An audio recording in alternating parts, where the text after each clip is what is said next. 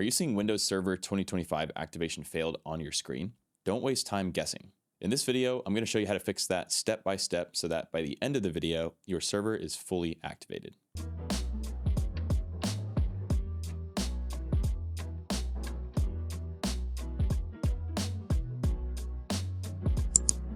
All right, so we're here inside of Windows Server 2025. This is the domain controller and the main server that I use for demonstration on this channel. I'm not currently experiencing this error, but I have in the past. But regardless, we're going to show you all of the necessary troubleshooting steps to help you resolve this. So with step one, we're going to check our activation status. Let's go ahead and open our PowerShell. So if we type PowerShell after hitting the start key, see Windows PowerShell, let's right click there and run as administrator. Once we're inside the PowerShell, we'll start with a simple command, and that is slmgr/xpr. Let's press enter. That's going to show us that Windows Server Standard Edition, in my case, is permanently activated. But regardless, this will tell you the activation state, and then we can go from there. If it says that Windows is in notification mode, it means that the activation didn't go through. All right, so first let's check our current Windows edition. We're going to use dism command, and that's a /online/get-current edition. And we can see that we have server standard. Now, after that, let's run dism/online again, /get-target editions, plural. Let's press enter. Here we're seeing server turbine or server data center. So before we try to activate, we need to make sure that we have the right version or the right edition that we are trying to activate. For example, we can't activate an evaluation version using a retail or volume key until it's converted to the full version. And that's a really common cause of the activation error. Now, one quick note, if you find yourself needing to change or upgrade from evaluation to the standard edition of Windows Server, we have a video dedicated for this topic, and you can watch that right here. If you don't want to click off the video, we'll briefly cover it, but that video is more in depth. So if our server is still in evaluation mode, we can use this command to set our new edition. So we'll go back to the dism command, online, set-edition, followed by a colon. Okay, here we would type in our edition that we want to upgrade to, server standard, for example. And then we do a /product key. And here's where we enter our product key.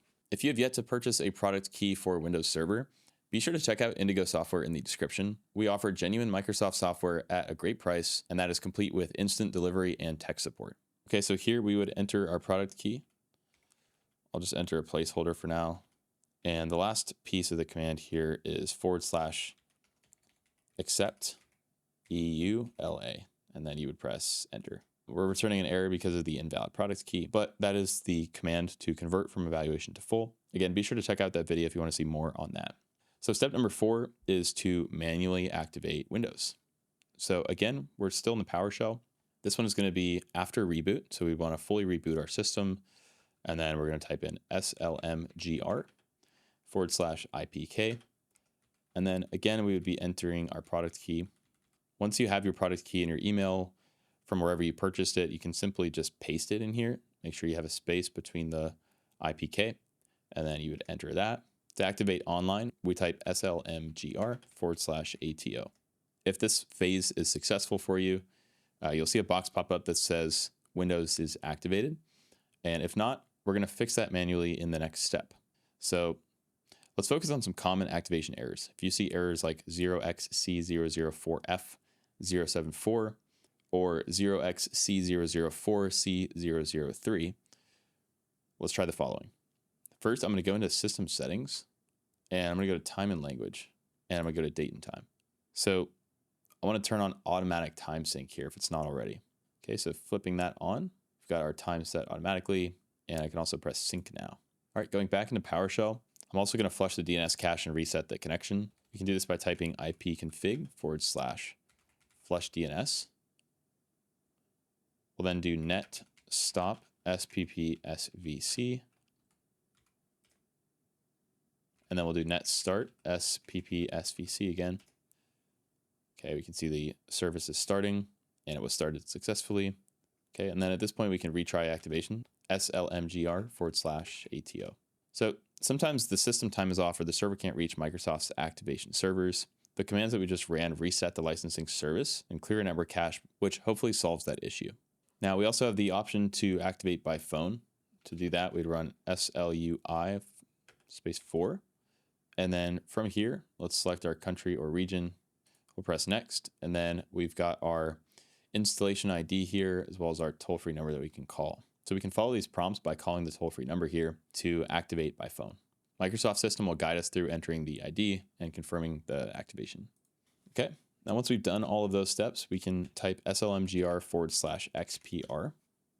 And again, that's going to show us our activation status. So running this one more time, if we see that Windows is permanently activated, like mine says here, then you're all set.